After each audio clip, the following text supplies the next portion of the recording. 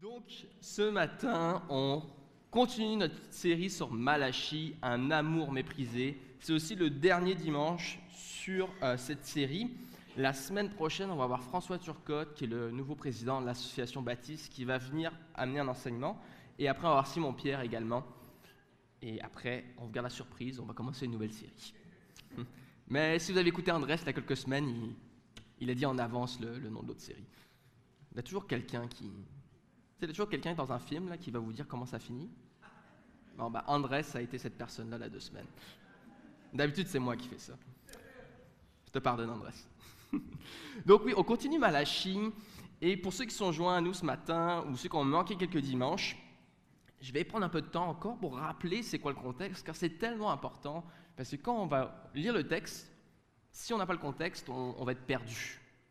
Et on ne va pas savoir vraiment qu'est-ce qu'il dit, notre cher Malachie. Donc Malachie, c'est le dernier livre dans l'Ancien Testament, c'est le dernier prophète de l'Ancien Testament, on pourrait dire, avec Jean-Baptiste qui arrive avant Jésus.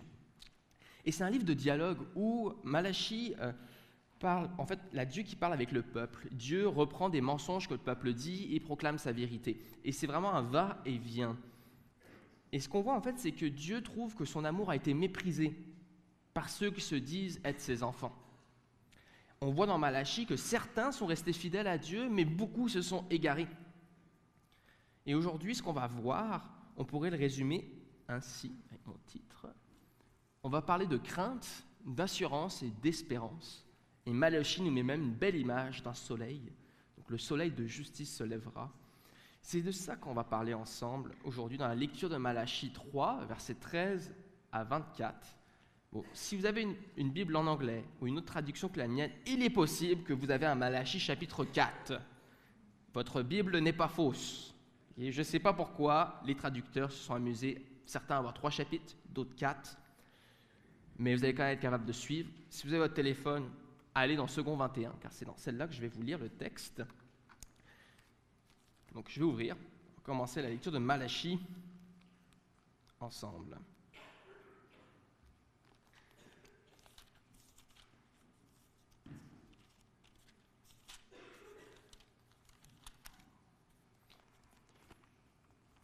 Alors, Malachie, chapitre 3, versets 13 à 24. Ça nous dit: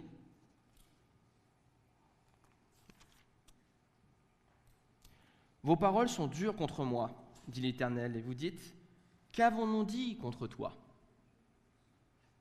Vous avez dit: C'est inutile de servir Dieu. Vous voyez, il y a bien un dialogue, Dieu parle et le peuple répond. Ils disent: c'est inutile de servir Dieu. Qu'avons-nous gagné à respecter ses ordres et à marcher dans le deuil à cause de l'Éternel, le Maître de l'univers? Maintenant, nous déclarons heureux les hommes arrogants. Oui, ceux qui font le mal prospèrent. Ils mettent Dieu à l'épreuve et ils en réchappent. Alors ceux qui craignent l'Éternel se parlèrent l'un à l'autre. L'Éternel fut attentif et il écouta. Un livre de souvenirs fut écrit devant lui pour ceux qui craignent l'Éternel et qui respectent son nom. Ils seront à moi, dit l'Éternel, le Maître de l'univers. Ils m'appartiendront. Le jour que je prépare, j'aurai compassion d'eux comme un homme a compassion de son fils qui le sert. Et vous verrez de nouveau la différence entre le juste et le méchant, entre celui qui sert Dieu et celui qui ne le sert pas. En effet, voici venir ce jour brûlant comme un four. Tous les hommes arrogants et tous ceux qui font le mal seront comme la paille. Le jour qui vient les embrasera, dit l'Éternel, le Maître de l'univers. Il n'en laissera ni racine ni rameau. Mais pour vous qui craignez mon nom, le soleil de justice se lèvera et la guérison sera dans ses rayons. Vous sortirez en bondissant comme les veaux d'une étable. Vous piétinerez les méchants, car ils seront comme de la poussière sous la plante de vos pieds. Le jour que je prépare, dit l'Éternel, le Maître de l'univers. Souvenez-vous de la loi de mon serviteur Moïse. Je lui ai donné en Horeb pour tout Israël des prescriptions et des règles. Je vous enverrai le prophète Élie avant que n'arrive le jour de l'Éternel. Ce jour grand et redoutable. Il ramènera le cœur des pères vers leurs enfants et le cœur des enfants vers leurs pères, de peur que je ne vienne frapper le pays de destruction. Beaucoup d'affirmations qui viennent d'être dites. Donc comme je disais, la majorité du peuple a abandonné Dieu. Et on l'a vu dans les derniers dimanches. Il avait une fausse adoration qui a amené quoi après qui a amené que même les enseignants égaraient le peuple. Ça s'est traduit pas juste dans l'adoration du dimanche matin, entre guillemets, dans le temple, ça s'est traduit dans les familles, où des familles ont commencé à être détruites par le manquement de suivre Dieu.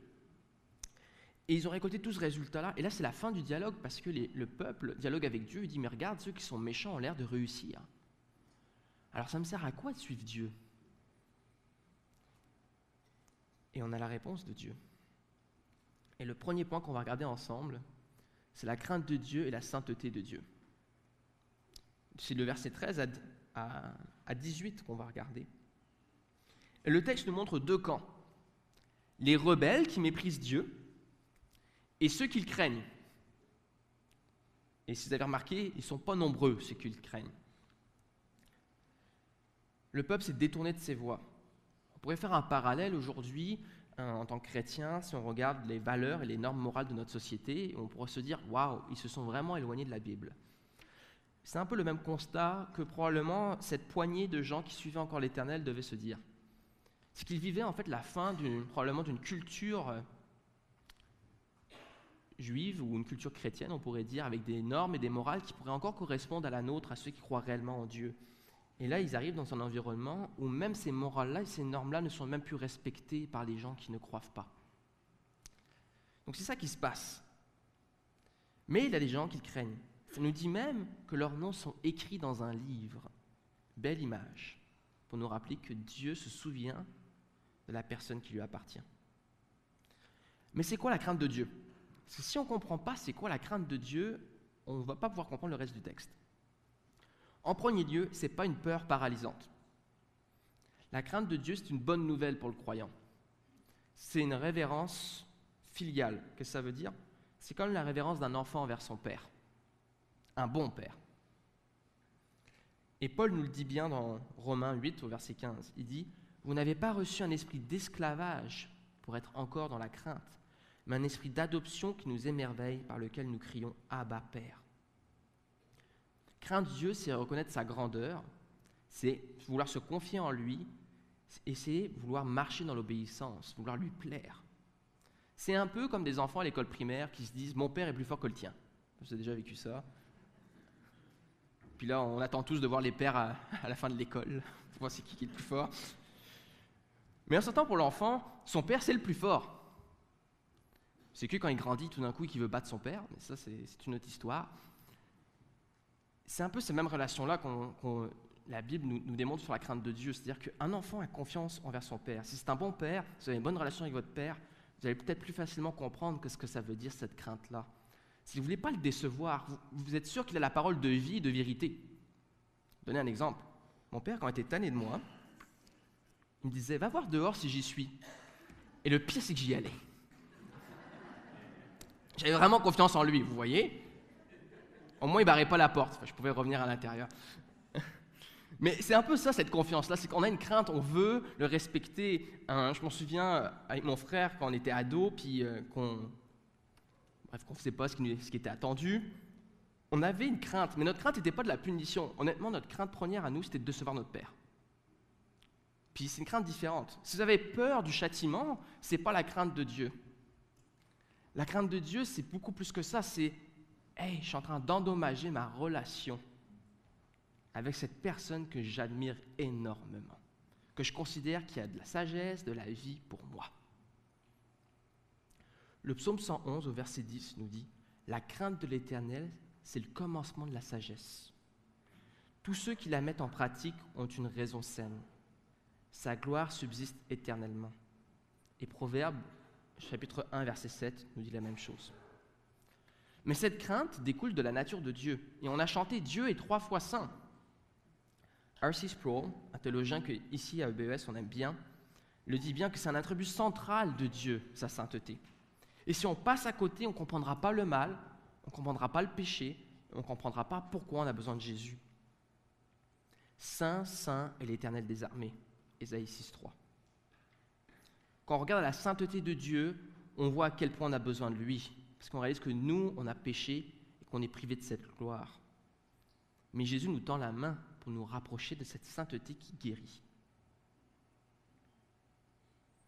Donc oui, on doit avoir une crainte, parce que ce Dieu-là, c'est le Dieu créateur, c'est le Dieu qui peut en un instant choisir si on a la vie ou la mort.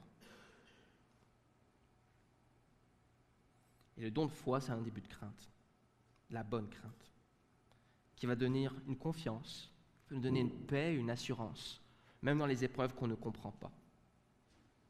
Et Malachie nous dit que notre nom est même écrit dans un livre. C'est intéressant car dans Apocalypse, c'est la même chose qui est dit. Où Jean nous parle que Dieu a un livre avec le nom de ceux qui lui sont fidèles. Je ne crois pas que c'est un livre avec un crayon à mine qui efface les noms. Je vais vous dire.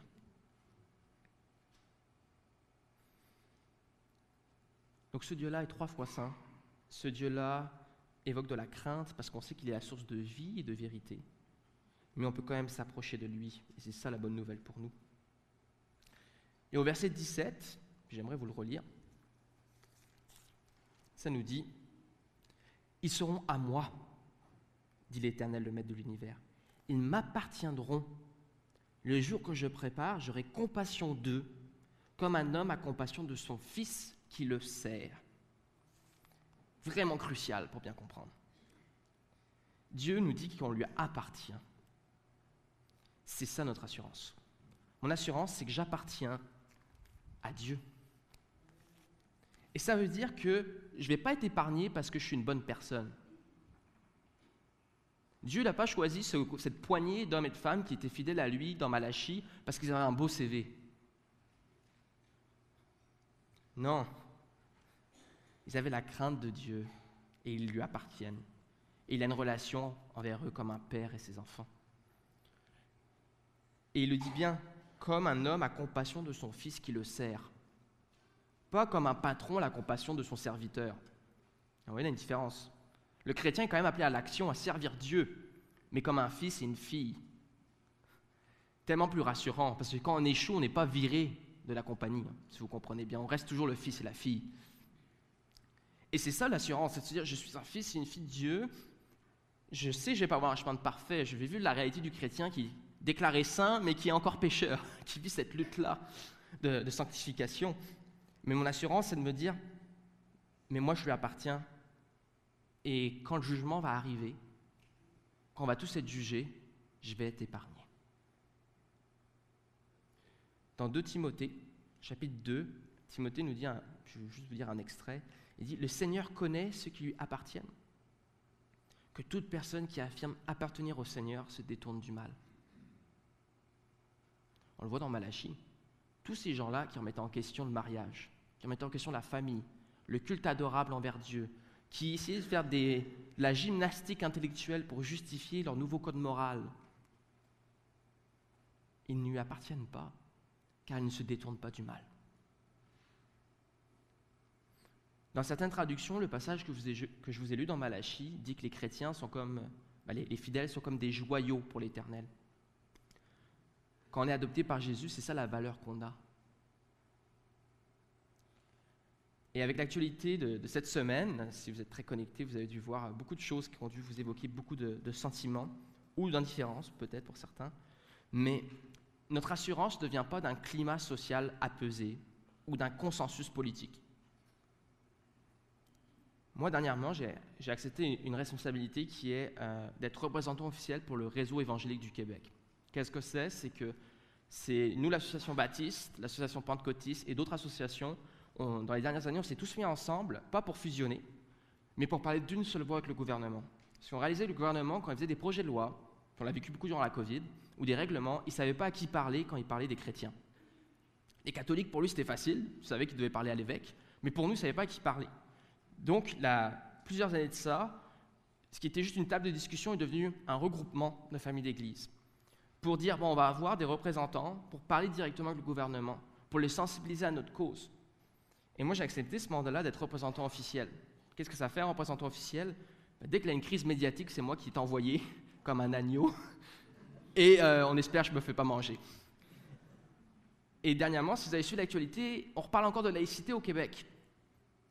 Si votre assurance est faite dans un climat social, dans une culture chrétienne, vous allez vraiment être déboussolé au Québec parce qu'on n'est pas dans une culture chrétienne. Ah oui, c'est plus facile quand on est dans une culture chrétienne, mais c'est plus subtil par contre le péché. Il est toujours présent. Il a d'autres pièges. Mais nous, dans un climat plus hostile, plus indifférent. Je peux vous dire, cette semaine, quand j'ai dû prendre parole dans les médias, puis j'ai écrit une lettre dans Le Devoir, puis qu'on m'a appelé pour aller passer une entrevue à la radio, j'étais pas mal stressé. Pourquoi? Ils ne savent pas c'est quoi un pasteur, ils ne savent pas c'est quoi un chrétien évangélique, ils ont plein de préjugés et autres, et moi j'ai 8 minutes de temps de parole pour clarifier le tout. Mon assurance n'est pas dans le fait que les journalistes vont me comprendre, ni mon voisin, ni la personne qui va avoir mon publication Facebook que je partage cette semaine sur à quel point Dieu est bon. Non, mon assurance, elle n'est pas dans le fait que le Québec devienne chrétien, mon assurance c'est en Jésus à la croix. Et le moment qu'on enlève le regard sur la violence que Jésus a vécue à la croix, notre assurance va ailleurs. C'est tellement important car sinon on tombe dans plein de pièges subtils et l'ennemi va les utiliser pour ébranler notre foi, pour semer de la division au sein du corps de Christ. Alors oui, notre assurance est seulement en Jésus seul. Si on regarde à la suite dans Malachie, du verset 19 à 21, on voit le jugement ou la guérison. 2 destins. C'est pas tu peux être dans l'entre-deux. Soit tu es avec Dieu, soit tu es contre Dieu. Ça nous dit, en effet, le jour vient, brûlant comme une fournaise. Tous les arrogants et tous ceux qui font le mal seront comme du chaume. Le jour qui vient les embrasera. Dans certaines traductions, ça dit comme de la paille. Donc, imaginez la paille que vous mettez dans un feu, ça brûle vite. Dit l'Éternel, le Maître de l'univers. Il ne leur laissera ni racine ni branche. Si vous êtes contre Dieu, vous ne subsisterez pas. Mais pour vous qui craignez mon nom, le soleil de justice se lèvera et la guérison sera dans ses rayons. Vous sortirez en bondissant comme des veaux d'une étable et vous piétinerez les méchants, car ils seront comme de la cendre sous la plante de vos pieds, le jour que je prépare, dit l'Éternel, le Maître de l'univers. Frères et sœurs, le jugement s'en vient, mais n'ayez crainte. N'ayez crainte parce que la justice va gagner. Les rebelles, ceux qui font le mal, ceux qui rejettent Dieu, seront consumés comme de la paille. Et nous, qui choisissons d'être avec l'Éternel, on va goûter au soleil de sa justice. On va être guéris sous ses ailes, ça nous dit, et libérés dans la joie comme des veaux sortant de l'étable. Bon, ça, c'est peut-être une image qui vous parle moins. Mais c'est une promesse quand même qui s'aligne avec Apocalypse. Parce que dans Apocalypse, ça nous dit quoi? Que le jour que la résurrection va avoir lieu, la nouvelle Jérusalem, Dieu va essuyer toute larme de leurs yeux. Toute la souffrance que vous avez accumulée dans cette vie, toutes les épreuves, les blessures, les traumas, Dieu va venir essuyer toute larme.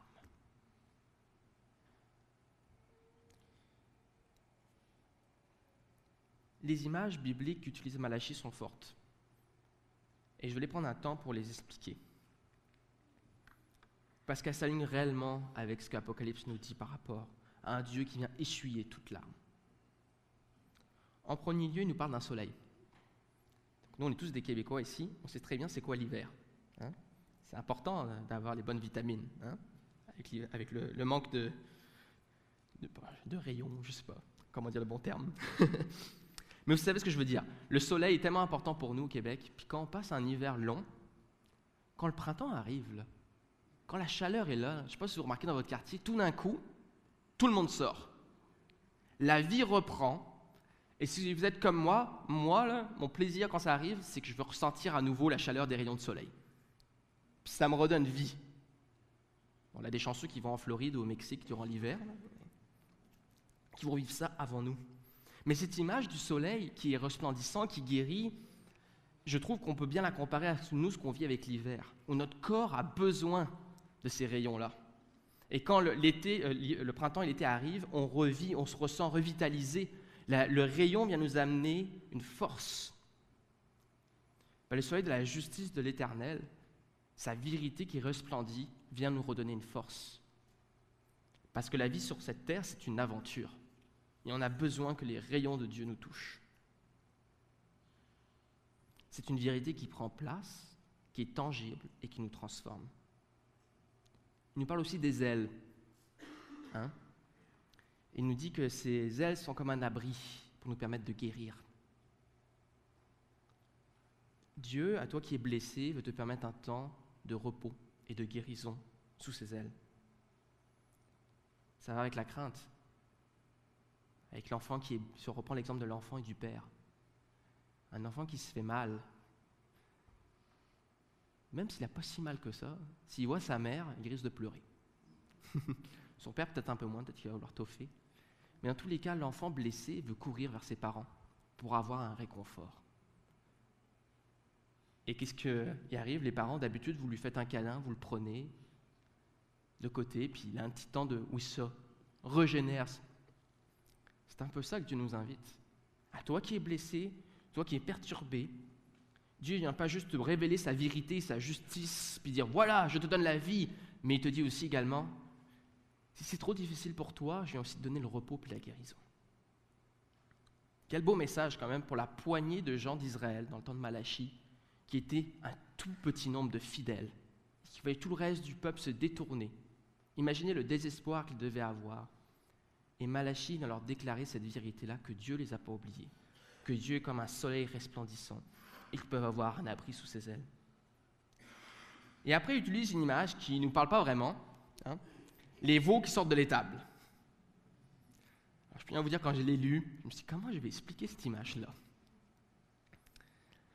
Donc j'ai demandé à ChatGPT de me faire une image de veau qui sortent d'une étable. J'ai rajouté qu'il fallait qu'ils gambadent. Je me suis dit, ils doivent être joyeux de sortir. Mais pour être honnête, je n'ai pas beaucoup d'explications à vous donner. Je n'ai pas d'expérience avec les vaches, vous voyez. Mais je me suis dit que quand un animal quitte l'étable, probablement qu'il a bien hâte d'aller manger l'herbe fraîche du champ. Ce désir de liberté. Quand je me mets à leur place, être enfermé dans une étable trop longtemps, moi aussi j'aimerais bien courir, gambader dans un vert pâturage. Fait que l'exemple que j'avais pour vous, c'était pas vraiment une vache, mais mon chat. Je ne sais pas si vous savez, mais Alana et moi, non, j'ai pas d'image de chat. On va revenir sur le... On a 2 chats, puis on a adopté un petit chaton, puis pour l'instant, les 2 chats, ils se tolèrent. Donc le chaton, on le met dans une pièce la nuit pour pas qu'il dérange l'autre. Mais quand j'ouvre la porte le matin, je peux vous dire, il est comme ces vaches. La porte s'ouvre, il le descend et il court jusqu'au rez-de-chaussée dans une grande joie. Il ne sait pas pourquoi, mais il est content, heureux, et il fonce sur quoi? Sur la bouffe de l'autre chat. Mais pourquoi je pense cet exemple-là? C'est que pour moi, c'était la plus proche que je pouvais avoir une similitude avec l'image qu'il nous donnait. Mais c'est quand on est enfermé dans un temps, dans une épreuve, goûter à cette liberté, puis voir qu'on va vers un vert pâturage, ça nous donne de la joie. On veut courir, puis bon, j'ai un oncle qui était fermier avant, puis j'ai déjà sorti les vaches avec lui, et ils se bousculent là, quand ils ont de l'enthousiasme. C'est un peu ça, on va tellement être dans la joie de ce Dieu-là qui triomphe, qu'on va avoir ce sentiment-là. Et certains, vous l'avez déjà un peu vécu quand vous avez donné votre vie à Jésus. Cette joie-là de connaître c'est quoi la grâce victorieuse. Bon, j'ai fini avec l'image des vaches. Là, pour revenir un peu plus intellectuel, après avoir parlé de vaches, là, j'ai une citation. Mais j'ai une citation d'un pasteur, John Flavel, qui était un puritain, donc un Anglais dans le temps du XVIe, XVIIe siècle. Il dit « L'homme charnel craint les hommes, et non Dieu. Le chrétien fort craint Dieu, et non les hommes. Le chrétien faible craint trop les hommes, et pas assez Dieu. » Si on ne correspond pas au chrétien fort qui craint Dieu et non les hommes, on ne pourra pas avoir la joie de ces vaches-là qui gambadent dans la liberté. Et le texte nous affirme que le mal sera reconnu comme mal. Si on regarde dans Malachie, il dit bien, le mal va être jugé. Si on regarde aujourd'hui dans notre société, si on prend nos valeurs morales chrétiennes, parfois sont condamnées et sont jugées comme mal, alors que pour nous, elles sont bonnes. Dieu va rétablir et va mettre fin à la confusion sur ce qui est bien et ce qui est mal quand tout va être dans le triomphement. Il va finir avec la confusion actuelle. Et les rebelles, ceux qui refusent Dieu, ne pourront rien faire. Et pour nous, ce sera une grande source de joie et non de peur.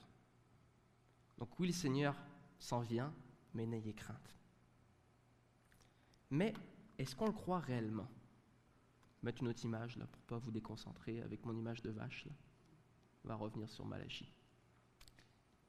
Est-ce qu'on croit réellement ça ? Je tiens à vous le dire, cette semaine, pour moi, c'était particulièrement difficile d'écrire le message. Il y avait beaucoup de distractions cette semaine, on va se le dire. J'avais d'autres responsabilités. Puis une fois que j'avais passé celle-là, on a eu une grande nouvelle d'actualité que je pense pour certains a beaucoup monopolisé notre temps. Si vous êtes sur les réseaux sociaux, de vos émotions, et même d'arguments pour certains. Et si vous êtes sur les réseaux sociaux, les algorithmes ne vous ont pas aidé à trouver la paix. Moi, je peux vous le confirmer, j'ai l'impression que le monde allait s'écrouler ou exploser. Avec cet événement qui s'est passé aux États-Unis. Et je peux vous dire, j'ai vu, en tout cas dans mon réseau, beaucoup de gens sont venus les chercher. Puis tout le monde a des opinions contradictoires.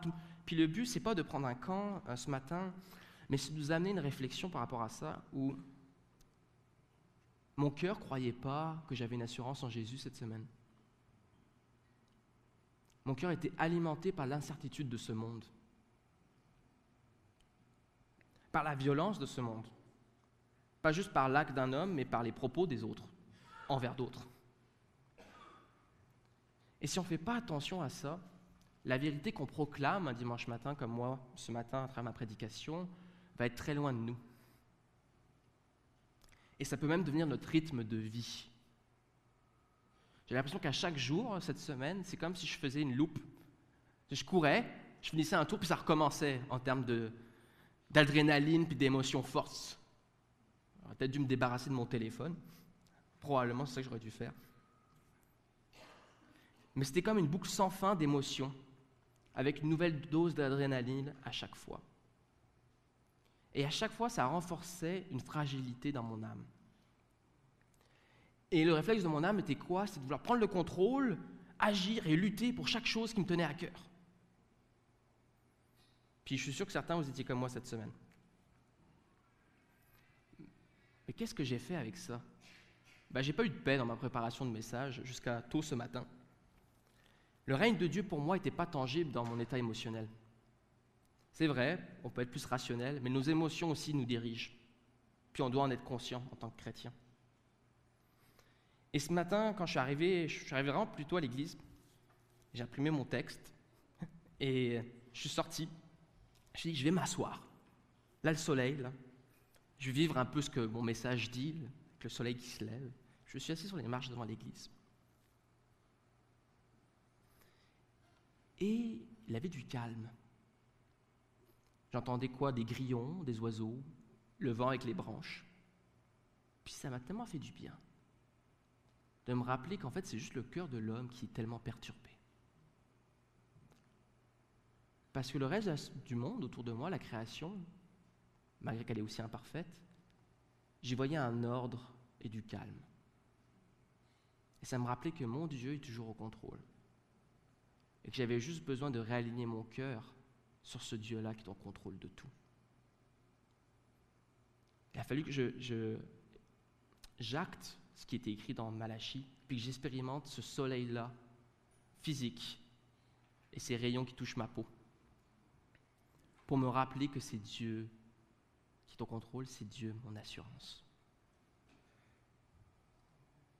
Yes, amen. Si on ne fait pas ça, si dans les moments d'actualité, on ne prend pas un temps d'arrêt pour se rappeler qu'il est Seigneur, on va croire que tout est un désordre et on va inviter ce désordre-là dans notre vie spirituelle. Et on va développer soit la paralysie, soit le syndrome du sauveur. Et on va commencer à embarquer dans la pièce de théâtre que l'humanité est en train de jouer. Mais le soleil se lève et ça annonce le triomphe de Dieu. Je n'ai pas besoin de jouer une pièce de théâtre. J'ai juste besoin de m'arrêter et de me rappeler qu'il est Dieu. Puis je vous invite cette semaine Allez lire le psaume 46. Puis au verset 11, ça nous dit « Arrêtez et sachez que je suis Dieu. » Ça m'a donné la paix ce matin et la confiance de vous amener le message. La simplicité, c'est parfois à travers ça que Dieu vient nous retrouver. Et ça m'amène à mon dernier point pour nous. Se souvenir et attendre. Je vais vous relire les versets 22 à 24. « Souvenez-vous de la loi de mon serviteur Moïse. » C'est ce que dit Malachie à la fin de son annonce. C'est les dernières paroles de Malachie. Il dit « Souvenez-vous de la loi, à qui j'ai prescrit à Horeb pour tout Israël, des prescriptions et des règles. Je vous enverrai Élie. » Élie qui est un grand prophète de l'Ancien Testament. Le prophète avant que n'arrive le jour de l'Éternel, ce jour grand et redoutable. Il ramènera le cœur des pères vers leurs enfants et le cœur des enfants vers leurs pères, de peur que je ne vienne frapper le pays de destruction. Malachie finit avec un message d'espoir et un encouragement dans l'attente et dans ce souvenir de qui Dieu est. Il dit au peuple, quelqu'un s'en vient. Il va réconcilier beaucoup de choses. Il va aussi amener du jugement. En attendant, votre seul travail, c'est de vous rappeler la loi de Moïse. C'est de la garder, la méditer. Puis on sait, la parole de Dieu est un guide, c'est une lampe pour nous. Il annonce à un certain Élie. Puis nous, on sait avec la révélation du Nouveau Testament qu'en fait, il parlait de Jean-Baptiste. Jean-Baptiste qui a ressemblé beaucoup à Élie dans son comportement et dans son ministère. Puis il y a 2 prédications de ça, j'en ai parlé justement, car il y a un autre endroit dans Malachie qui en parle. Jean-Baptiste était celui qui préparait le chemin pour le Seigneur. Il a appelé Israël à se repentir. C'est lui, ce Élie, dont Malachie nous parle. Et j'avais des versets juste pour vous confirmer que c'est bien lui. Ça nous dit que dans le Nouveau Testament, dans Luc, chapitre 1, l'ange Gabriel va se révéler à Zacharie, que son fils Jean marchera devant Dieu avec l'esprit et la puissance d'Élie. Son but, ça va être de préparer le peuple à la venue de Jésus. Et Jésus lui-même va le confirmer. Dans Matthieu, on peut le voir. Il va dire qu'Élie est déjà venu, mais ils ne l'ont pas reconnu. Et les disciples comprirent qu'il leur parlait de Jean-Baptiste, au chapitre 17 dans Matthieu. Autrement dit, Jean-Baptiste a accompli ce que nous parle Malachie pour la venue de Jésus, qui est ce soleil de justice qui vient pour nous, qui apporte la guérison et la libération promise. Mais il ne faut pas oublier qu'ils ont quand même eu 400 ans d'attente. C'est long, 400 ans. Hein? De Malachie à Jésus, pas d'autre révélation. Même, on pourrait se dire, comment ils ont fait même pour survivre Israël à l'époque? Parce que quand on regarde le portrait que nous dit Malachie, ils n'ont pas tauffé plus qu'une génération. Mais Dieu a préservé une poignée. Il a préparé le terrain pour que Jean-Baptiste arrive et Jésus. Et on peut dire aujourd'hui avec le Nouveau Testament que Dieu a accompli sa promesse. À la croix, la justice de Dieu a été manifestée. Dieu a condamné le péché tout en sauvant le pécheur. Et nous, on a la promesse de la résurrection pour nous les chrétiens. C'est Jésus a ressuscité, mais il nous dit qu'un jour, nous aussi, on va y participer. Donc on vit un entre-deux. On peut déjà expérimenter ce soleil de justice, ces ailes de guérison que Dieu peut, sous les ailes de Dieu qu'on peut aller, cette joie de l'image des veaux qu'on pouvait voir, d'être dans la liberté que Dieu nous donne, mais on la vit en partie, parce qu'on est toujours dans un monde corrompu, en attente de délivrance finale, de Jésus qui revient. Donc on est quand même un peu comme les gens dans Malachie. Ils ont eu 400 ans de silence. Chaque génération de chrétiens croyait que Jésus allait revenir dans leur vivant. Je ne dis pas qu'il faut arrêter d'y croire et de l'espérer, il faut l'espérer. Mais ça fait quand même 2000 ans que des générations de chrétiens passent et attendent ce retour triomphant de Jésus. Et en attendant, qu'est-ce qu'on doit faire? La même chose que Malachie enseignait au peuple. Rester fidèle à la parole. Et on a l'assurance parce qu'on a Jésus. Et Jésus nous dit quoi dans Jean 10, au verset 28 ? Personne ne les arrachera de ma main. Le monde peut partir n'importe où. Il peut y avoir des rumeurs de guerre, il peut y avoir le désordre. Personne ne les arrachera à ma main. Et la Bible est remplie d'exemples qu'il faut s'attacher à la parole.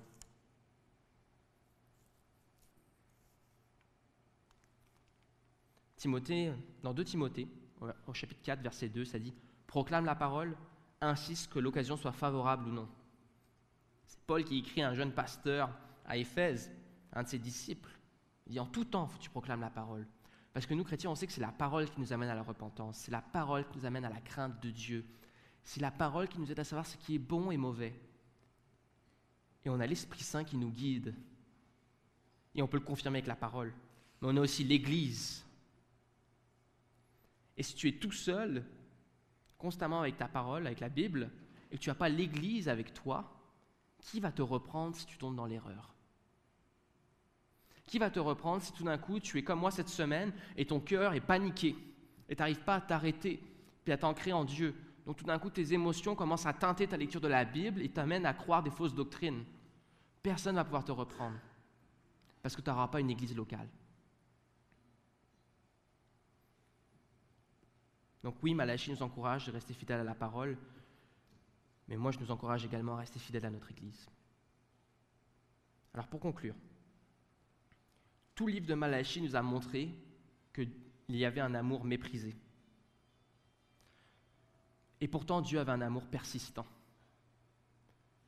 Dieu continuellement revient dans le dialogue, leur rappelant ses promesses, son amour. On a vu que ce matin, qu'on doit avoir une crainte de Dieu pour être adopté par lui. Que notre assurance, c'est la croix, qu'on a ici d'ailleurs chaque matin pour nous le rappeler. Et c'est par l'œuvre de Christ en nous qu'on peut avoir la persévérance.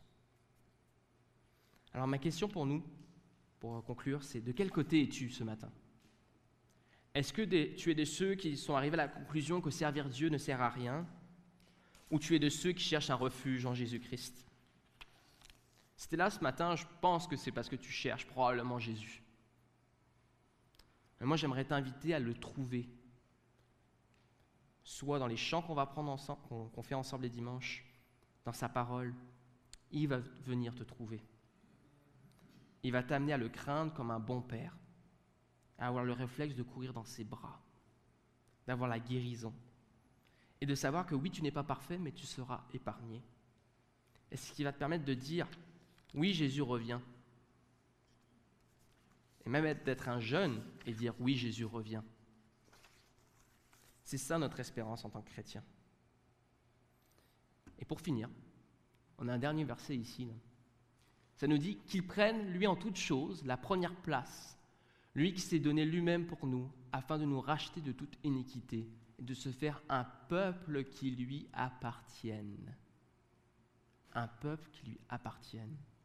Purifié par lui et zélé pour les bonnes œuvres.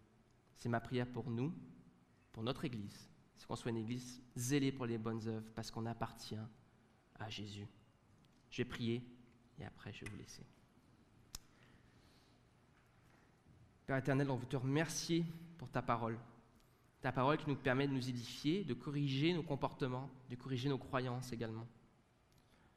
Ta parole est source de vérité, de vie. Merci Jésus d'être venu et nous avons hâte de ton retour. Mais Seigneur, en t'attendant, aide-nous à rester fidèles à cette parole. Aide-nous à être cette lumière dans une société agitée. Préserve-nous de participer à cette pièce de théâtre où l'homme est tout le temps dans le désordre. Rappelle-nous que tu es le Seigneur. Amène-nous à nous arrêter et à le reconnaître pour qu'on soit zélés dans des bonnes œuvres. On te prie pour cette église et les autres églises qui sont rassemblées ce matin dans Sherbrooke, qu'on soit des églises zélées pour les bonnes œuvres parce qu'on appartient à toi, Jésus. On te prie dans le nom de Jésus. Amen.